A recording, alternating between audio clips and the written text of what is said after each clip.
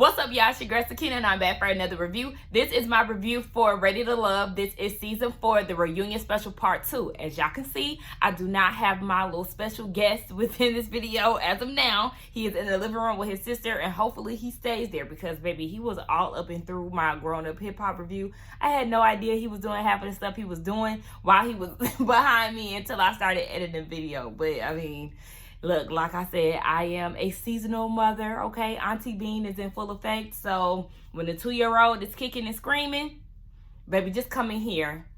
I'd rather do that instead of him being on the outside kicking and screaming because I won't let him in. So anyway, yeah, he ain't here, and let's get into this review. So the episode opens where it left off last week with Tommy asking Kyra, are you interested in AJ? No.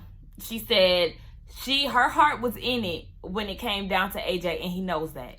Does he? Do you know that? Because did you watch the season, sis? Especially towards the end, it was clear that you were not interested in AJ. It was plain as day that you were just using him as a rebound because Jason had made his decision to be with Liz. Girl, your heart was not in it with AJ, because if that's the case, then you would have decided to leave with him. No, you already had said that you are not seeing the qualities that you are looking for within AJ. Y'all didn't know each other yet. And it's still the same thing. You're not interested in him. She said that the space that they took too many hits and she's not focused on that anymore. If he wanted to pursue her, then he knows how to go about it now. Like, AJ, just leave it where it's at, because leave it be. Don't chase after Kyra no damn more. Child, so then we get into Troy and how he kissing on everybody and offering up trips. Tommy wanted to do a survey. Show of hands. Who has been offered a trip by Troy? 3 ladies. Vernicia said she was the first one. Okay. Show of hands. How many of y'all been kissed by Troy? 4 of the women have been kissed by Troy. And Tommy is like, look, sir, this is half of the cast. I'm going to need you to cool it down with your hot lips. Don't nobody want to be getting all kissed up on a stranger on the first day and all of that. He talking about he had limited time. Honey, that don't mean that you can run around here trying to see how many women you can kiss before you get eliminated. Like, no, that's not going to win the women over. And I don't understand why Amber was interested in you in the first place. Girl, what about him turned you on? Because she said she was turned off by him kissing everybody. So what made you interested in him? What was it? Because every time I seen him on my screen, it made me cringe. I'll never forget the scene with him and Andrea and him messing with her bra. That was so disgusting and the most to me. Like, I think that was the moment that really did it for Amber. But still, even before then, just you kissing all up on me and I just met you a few moments ago. Boy, get the hell away from me. He's talking about this isn't his regular MO. And if that's the case, just like Amber said, why is that your signature? Because if it's your signature, I'm going to assume that you do that all the time. Don't be trying to turn shit up for the cameras, because he then said that he learned from this experience to be careful and to be careful what you do in front of the cameras. That statement right there just made me wonder, okay, so what you gonna do off camera? Like, see, I'm scared. I'm scared and I'm creeped out. Like, ladies, do not be alone with Troy, because you just don't know if he gonna turn it up a notch behind the scenes. Even though he did deny the whole situation of kissing Alexis on the cheek, he said that it was just something that he does when he greets his lady friends. Okay, so just like Amber said, don't call it your signature move, even though I still feel like that's a whole bunch of BS. I feel like he literally does that to try to win the women over. But okay, just going off of what he said, yeah, you may want to switch that up from your signature move to you just greeting your lady friends. Nonetheless, he owned up to it, and we could just move on. We get this random ass scene with Andrea. I'm not understanding why they even felt the need to bring this up during the reunion, but child, remember she had lost her cat on the first episode and she was devastated. She was telling Dietrich and all of that. The cat is safe. Okay, shout out to the cat lady. The cat is safe, and let's move on. Jason and Kyra. Let's just go ahead and talk about it. So Jason is explaining his situation with Kyra and the last decision that he made to go on with Liz. He said that she wanted to wait until the very end, in which Kyra did say on multiple occasions that she wanted to wait until the last minute to make a decision whether it was going to be Jason or AJ. And Jason's whole thing is, this is the end. I have to figure out who I'm going to send home after this conversation. So I can't bank on that because you're still in limbo. On top of him having a strong connection with Liz in their friendship, but their relationship growing and him really having a genuine interest in her. So that's the reason why he made his decision to choose Liz. And looking at it now, I'm not mad at him for moving forward and not waiting and being on Kyra's time. So Kyra is saying that she don't feel like her being vulnerable was a safe space for her when it came down to Jason, and that he shifted towards her when all of the guys threw her name out there that won the liberation. And she was like, he was the one that was constantly throwing Liz in her face. I didn't see that on the show. She knows that he had a genuine, or he had interest in Liz because they went on a double date on the Friends Week. So you already knew about Liz. Let's not act as if you had no idea that he was interested in somebody else. He gave her pretty much all of his attention at the masquerade. So I don't get her trying to act clueless about the whole Liz situation. Girl, get the fuck out of here. The more I think about it, it's irritating me, because she was like, yeah, if you don't make a decision, then you're leaving more space for me and Liz to grow. And that is true. You're not telling him anything. Just like he said, you're not being available with your emotions. Like, you're not being transparent. So what are you supposed to... Is he supposed to play the guessing game with you? Y'all grown. Y'all supposed to be ready to love, right? So you're supposed to be vulnerable. You're supposed to be doing these type of things instead of being shut off and not really explaining yourself. He ain't about to be sitting around waiting on you. The more I listen to Jason, the more I'm like, yeah, because Kyra is really starting to irk my nerves, y'all. Her being mad with Jason for not saying who he wanted to leave with, that's ridiculous, because you couldn't give that to him. And yeah, that did leave room for him to grow stronger or more connected to Liz. And when you decided to have that sit down with him, he told you that he was going to move forward with Liz. And this is where you was like, oh, well, I just think that we should be friends. Yeah, because you didn't have no damn choice, fool. Bottom line, Jason does not like Kyra. He ain't feeling her. When they wrapped up that scene, he was like, I'm over it. I'm over it, girl. He is over you, and so are we. Tommy know he's shady as hell with his introduction to David, talking about he wants your Google account. He wants your DoorDash.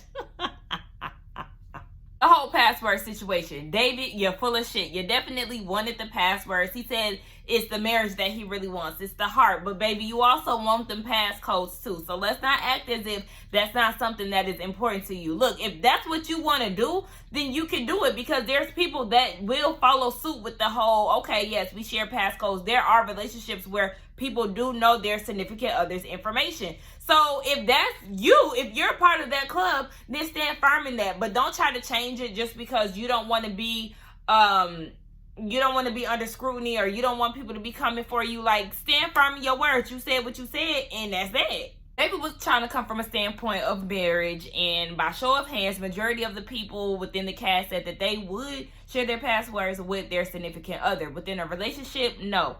Because from Stacy's standpoint, she felt like, okay, this is an aggressive start.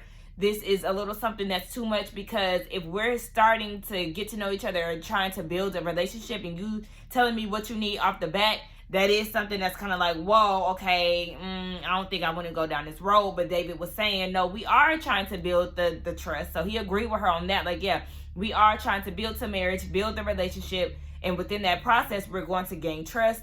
And then that leads to the whole marriage thing. And then, bitch, give me your password. But yeah, just like I said, I didn't see anything wrong with it back then, what David said. Yeah, if I'm in a marriage with somebody, yes. If we're at that point and we're sharing each other's passwords, I don't have a problem with that. Do I want you to be all up in my shit? No. But if you have my phone password or whatever, then that's fine. I don't even want to just say social medias, because if I was to say social medias, I wouldn't necessarily want my person to have my password. But I mean, if you got the password to my phone, then that's easy access to my social media, because I don't log in every time I open my Instagram app. The shit is already there. I'm already signed in. So, I mean, it's just, you want to have privacy within your relationship, definitely. I'm a firm believer of that. But, you know, if y'all got each other passcodes, then it is what it is. I'm not going to trip over somebody knowing their significant other's passwords. So what? It happens. Time to get into Vernicia and Joelle. When Tommy started talking about that introduction, baby, Vernicia switched up. Like, you know, she's like, ugh, like, I'm really not interested in getting into it, but here we go. So when they get done showing their journey, Tommy is noticing the body language is off. Vernicia got her arms crossed. Joelle's on the other side of the couch. Like, what's going on? She said, what y'all seen on TV is not what I got 2 weeks after filming. He switched up. I'm thinking we on the same pace, but he actually slowed down, and he finally admitted that to me. So she's saying that She's trying to figure out what's wrong, what happened, why he slowed down, and then she says that he actually downplayed their situation or their relationship. He felt like they were moving too fast, but she's explaining, like, throughout filming, they woke up together, they went to sleep together on the phone. After set, they would leave together. If she was doing her interview, he would wait on her. So they were really close. And it seems like he's the one that is really trying to downplay her. Like, all of a sudden, she's the one that's clingy, that's territorial, that's doing too much, but yet you're going along with this. So if you felt like she was moving too fast, then why didn't you switch up the pace, or why didn't you say something about it beforehand? But, I mean, he let his friends and everybody else say it, but he never confronted her about how he truly felt about the situation. I just feel like Joelle is full of shit, and you was putting on.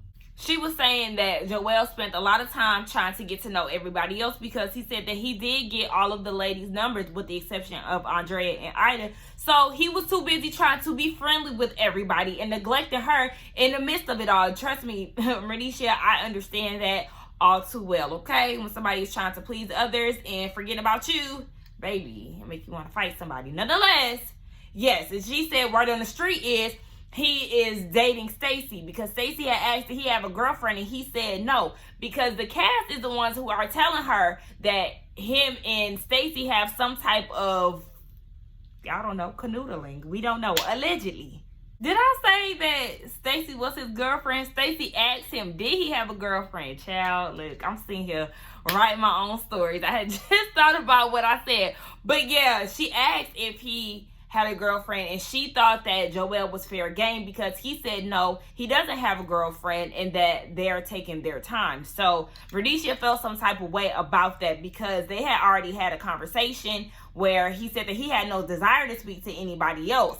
That is giving, you know, a bit of we're seeing each other exclusively. I'm not dating, she's not dating. So she just felt like, if you wanted to date other people, then okay, I know how to move, just let me know. But if you're saying you have no desire to talk to anyone else, then how I'm supposed to feel when I hear that you downplaying the situation? Like I said, Joelle said that he knows what he said, and he doesn't feel like he downplayed it, but I could see him doing that. I would not put that past him.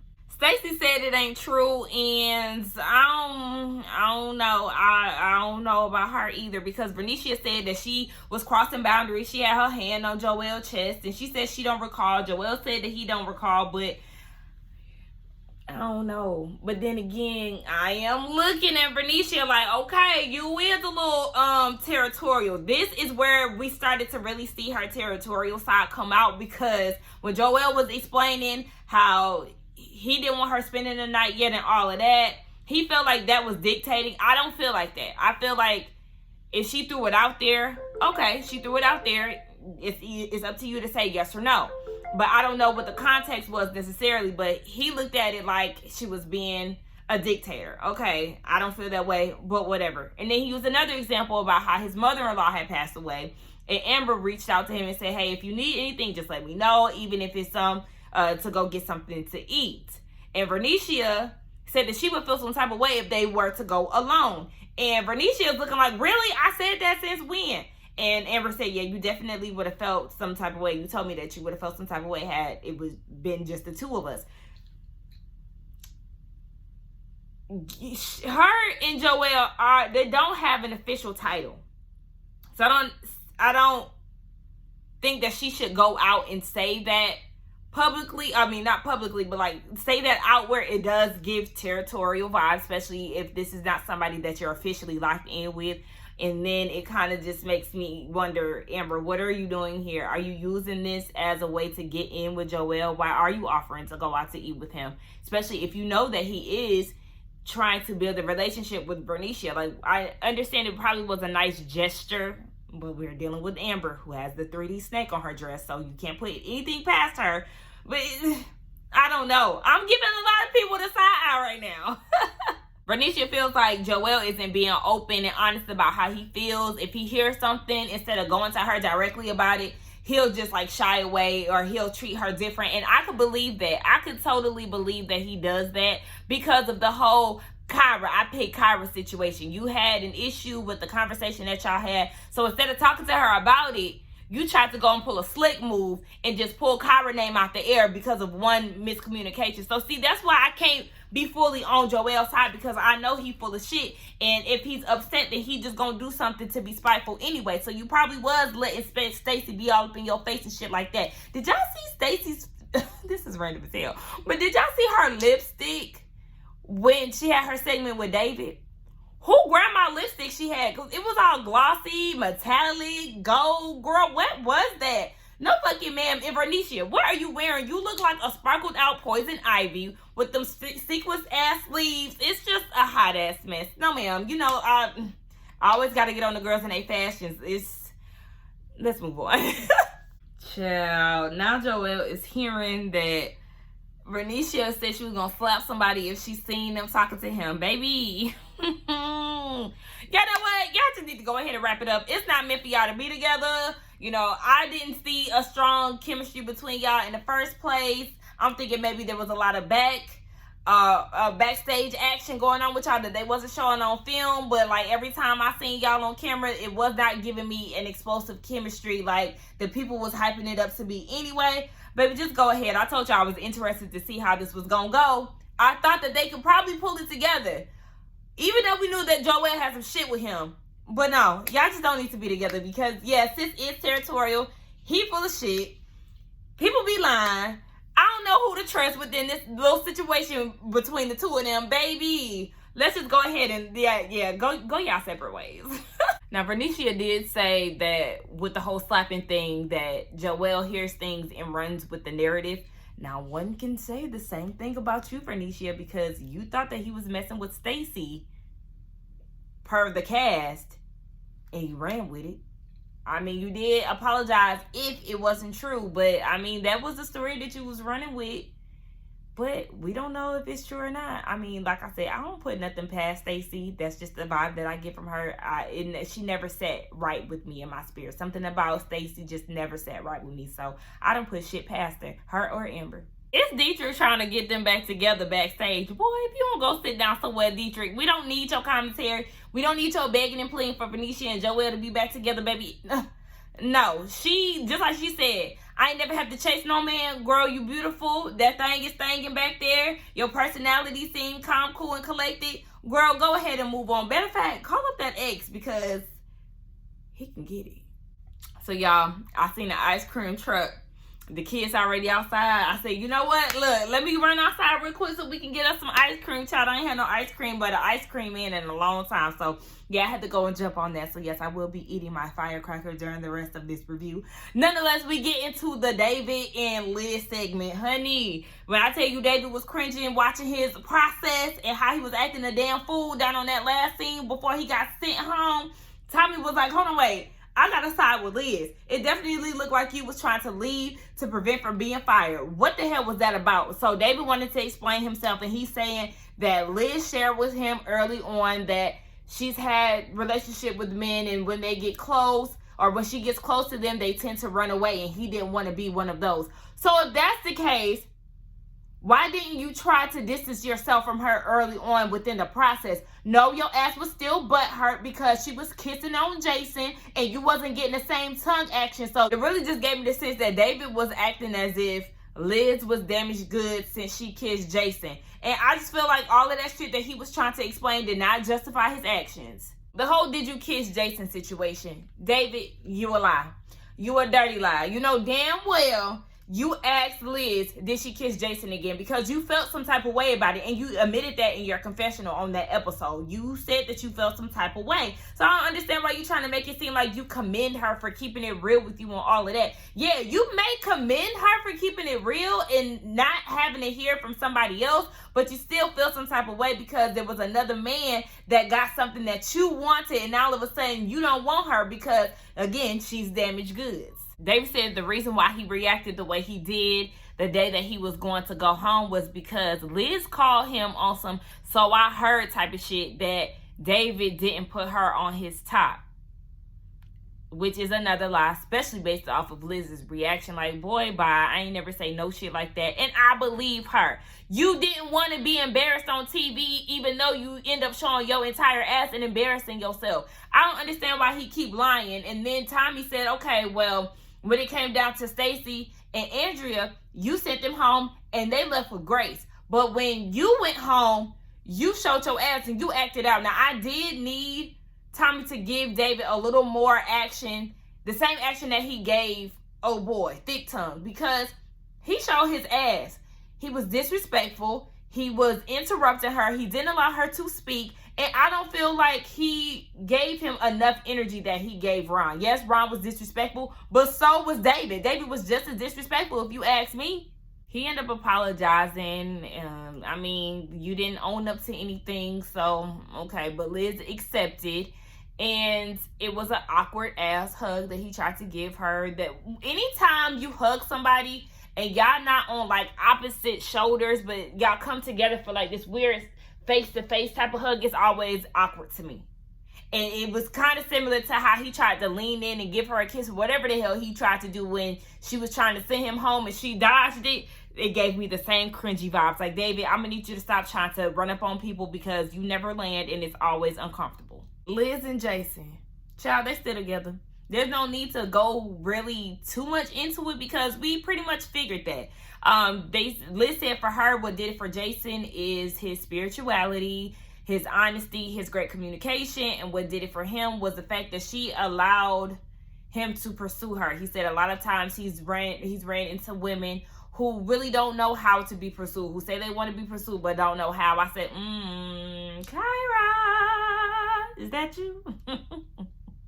But they happy. They love each other. Well, I don't want to say they necessarily love each other, but you know, they're dating. They're still together. I'm actually happy for them. I mean, y'all know I really didn't see it for them. And I mean, they together. So y'all be happy. Y'all be married. It does seem like they are in a really genuine good place. And I respect that. I'm actually happy for them. So kudos to y'all. It just goes that, you know, opposites may attract. We're going to see. Hopefully they'll get married so they can consummate. And Jason can get his... Shut up.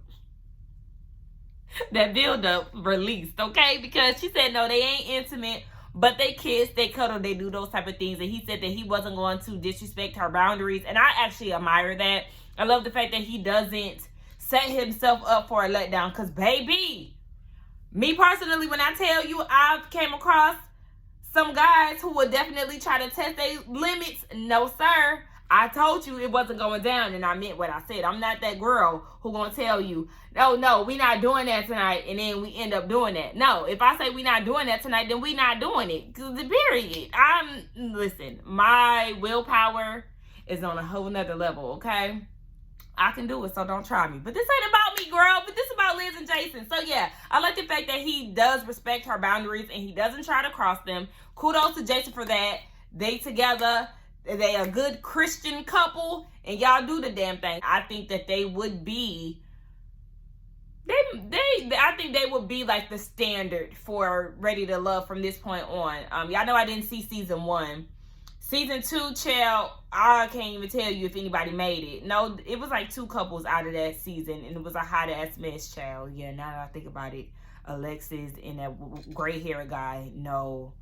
The Playboy and the one lady that I liked, no. I think he was like an ex-football player, no. And then we had The Last Resort. Who the hell made it from there? Oh gosh.